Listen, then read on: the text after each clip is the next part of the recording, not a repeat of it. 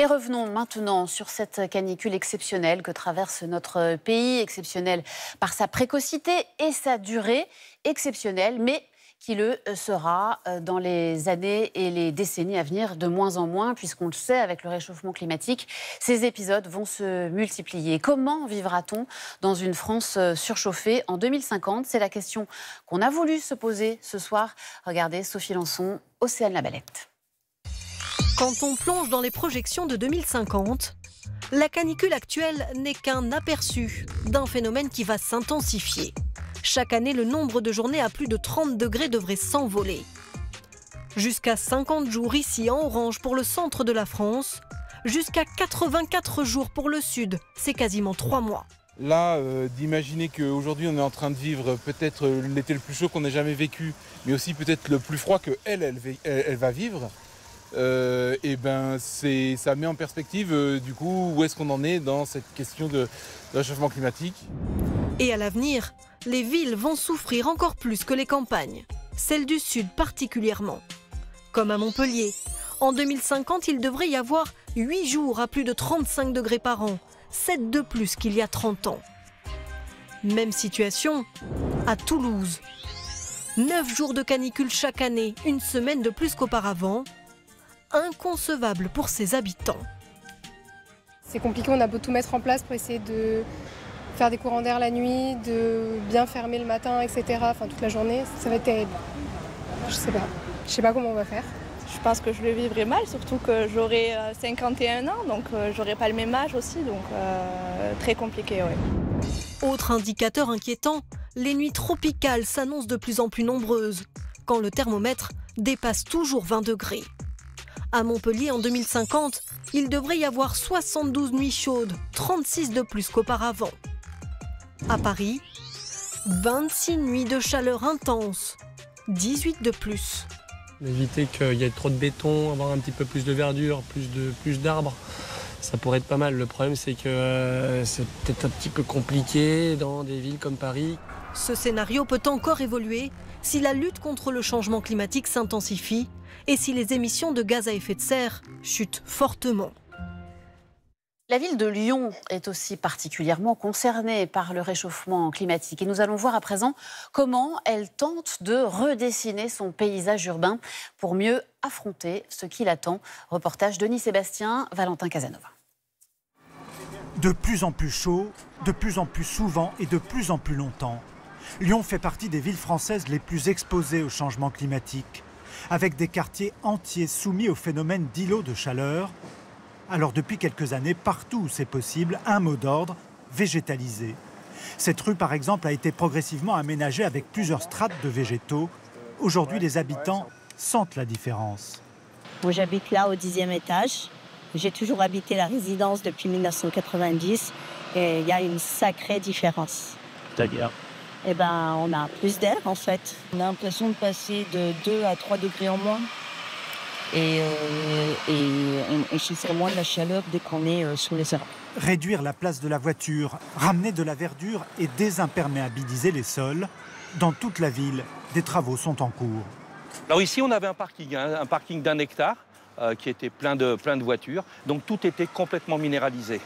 Même technique que dans la rue voisine, plusieurs niveaux de végétation pour accentuer l'effet de fraîcheur. Au total, cet hiver, 80 000 arbres ont été plantés dans la métropole de Lyon, qui s'attend à vivre de plus en plus de canicules. En 2050, nous, on travaille sur une hypothèse de 4 degrés en plus. Il faut absolument arriver à avoir beaucoup plus de végétation pour garder de la fraîcheur en ville. 35 degrés dès la mi-journée, l'exceptionnel devient banal et difficile à vivre dans les écoles. Alors progressivement, le bitume est retiré des cours de récréation. Un tiers environ des établissements scolaires de la ville, comme ici, ont déjà été traités. D'avoir désimperméabilisé, d'avoir retiré le bitume, là comme on voit c'est de la pleine terre, ça permet en fait d'infiltrer l'eau et en fait ça chauffe aussi beaucoup moins que s'il y avait du béton qui rayonne énormément en fait. Pour certains, s'adapter passe par la climatisation, mais les installations individuelles consomment de l'énergie et rejettent de la chaleur.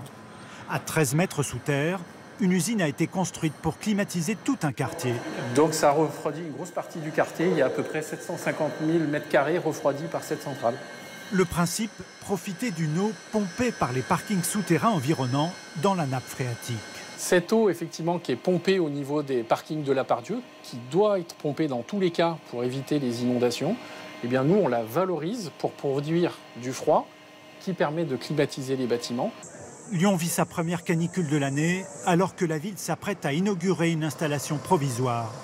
Elle est un petit peu pliée ici, c'est pas grave. Des ombrières place Bellecour pour permettre de traverser l'espace sans s'exposer au soleil. La place est une fournaise l'été, mais elle est difficile à végétaliser en raison de son sous-sol. On a un parking, un métro, on ne pouvait pas planter d'arbres. On a imaginé un autre procédé pour répondre au plus vite à cette question de chaleur. Les ombrières sont mises en place pour une durée de 5 ans, en attendant de trouver une solution plus pérenne pour faire face à des étés de plus en plus étouffants. Le défi des villes et puis le défi de la santé. Bonsoir Mathias Vargon. Vous êtes le chef des urgences de l'hôpital de Saint-Denis en région parisienne. Alors 2050, ça peut paraître loin, mais c'est évidemment aujourd'hui qu'il faut y penser. Est-ce que l'hôpital est prêt pour ce qui nous attend en 2050 ? Alors, en termes d'organisation, l'hôpital est prêt. En termes de matériel, hélas, il n'a pas été construit pour résister à ces chaleurs. Et en termes de personnel, on fait toujours face à des problèmes de personnel. Et donc, on ne peut pas remplir nos devoirs pour faire cette bonne organisation qu'on a déjà préparée. Et est-ce qu'on commence à voir apparaître de nouvelles pathologies qui seraient liées directement au réchauffement climatique ? Alors, pas vraiment, parce que les coups de chaleur, ce sont des pathologies qu'on connaît déjà. La déshydratation, on y fait face toute l'année, mais on a une augmentation de ces pathologies en ce moment, avec une dégradation de l'état de santé de patients qui prennent déjà d'autres médicaments, comme soit les neuroleptiques qui aggravent les coups de chaleur, soit les diurétiques, les médicaments contre la tension qui aggravent les déshydratations, notamment chez le sujet âgé. Merci beaucoup Mathias Vargon d'avoir été avec nous ce soir dans le magazine du 20h Le Défi. Il est également économique. On estime que l'économie européenne pourrait perdre un demi-point de croissance dès cette année en raison des récentes vagues de chaleur. Comment les entreprises, les collectivités et les pouvoirs publics s'adaptent-ils à ces conditions extrêmes ? Gaspard de Florival et Antoine Placier. Un réchauffement climatique de plus de 2 degrés, voilà à quoi ressemblera notre quotidien en France en 2050. Alors comment notre économie, notre agriculture, nos usines, nos transports vont-ils s'adapter à ces chaleurs pour continuer à tourner ? Dans cette ferme d'Ille-et-Vilaine, ces éleveurs laitiers n'ont pas attendu pour s'adapter au changement climatique. Leurs 150 vaches se protègent de la chaleur dans ce bâtiment, construit pour faire face aux futurs aléas. On a créé des ouvertures franches sur la partie ouest et la partie est pour avoir une ventilation latérale. Et la deuxième chose, on a créé une toiture vraiment opaque pour avoir une zone de couchage ombragée. Des brumisateurs sont aussi installés dans la salle de traite, car plus les températures montent, moins les vaches produisent de lait. On est qu'en juin et déjà bien impacté par les fortes températures. Donc c'est vrai que sur 2-3 mois que peut durer l'été, finalement l'impact financier peut être important. 2 degrés de plus, ce sont aussi certaines cultures qui disparaissent. En Charente, par exemple, des agriculteurs remplacent leurs parcelles de vignes par ces oliviers, plus adaptés aux fortes chaleurs. Autre secteur en alerte face au réchauffement climatique, la production d'énergie. La canicule provoque une hausse de la consommation d'électricité et une baisse de la production de notre parc nucléaire. 2 centrales sont aujourd'hui au ralenti. Celle de Golfech, dans le Tarn-et-Garonne, à l'arrêt depuis dimanche. Pour assurer leur refroidissement, les centrales nucléaires pompent l'eau des fleuves et la rejettent un peu plus chaude et peuvent donc abîmer la biodiversité au-delà d'une certaine température. Une électricité qui fait tourner notre économie, indispensable notamment au secteur des transports, lui aussi en première ligne face au changement climatique. Car avec les fortes chaleurs, les caténaires et les rails peuvent se déformer. L'an dernier, la Cour des comptes alertait sur le manque de préparation de la SNCF. Les études existantes ne donnent encore qu'une vision incomplète des effets du changement climatique sur la performance de l'infrastructure. De son côté, la compagnie assure faire le maximum pour anticiper ces problèmes. SNCF Réseau investit au moins 2,8-2,9 milliards d'euros par an de régénération et de modernisation du réseau. Et on va probablement en faire de plus en plus. Et donc, quand on régénère, au passage, on régénère le plus optimisé possible et le plus résilient au changement climatique. Et il n'y a pas que les rails qui souffrent de la chaleur, les trains aussi. Celui-ci doit rouler sur nos lignes début 2027. Dans ce labo, on le teste pour qu'il soit capable de résister à des températures extrêmes de moins 20 à 50 degrés. Objectif que cette rame soit suffisamment résistante pour rouler jusqu'en 2070. Il faut qu'on y pense aujourd'hui, parce qu'après, s'il faut faire évoluer le train pour y rajouter des éléments et des équipements, c'est toujours plus compliqué que de le faire en première monte. Et sur les routes aussi, des solutions existent. Dans l'Allier, ces chaussées sont traitées au lait de chaux, un produit qui permet de réduire de 10 degrés la chaleur de la route et d'éviter que le bitume s'accroche aux pneus. Dernier défi, permettre aux salariés de travailler en toutes circonstances. Sur les toits de cet entrepôt de cette zone commerciale, une étrange couleur blanche depuis 1 an. Un mélange qui réfléchit la lumière et limite ainsi l'absorption de la chaleur.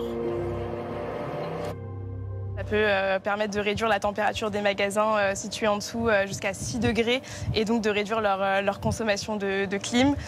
Sur une toiture comme ça, en période de forte chaleur, on atteint plutôt 45 degrés alors qu'auparavant, sur la toiture en bitume qu'on avait, on pouvait atteindre jusqu'à 85 degrés. Cette peinture a coûté 60 000 € pour 3000 mètres carrés de toit.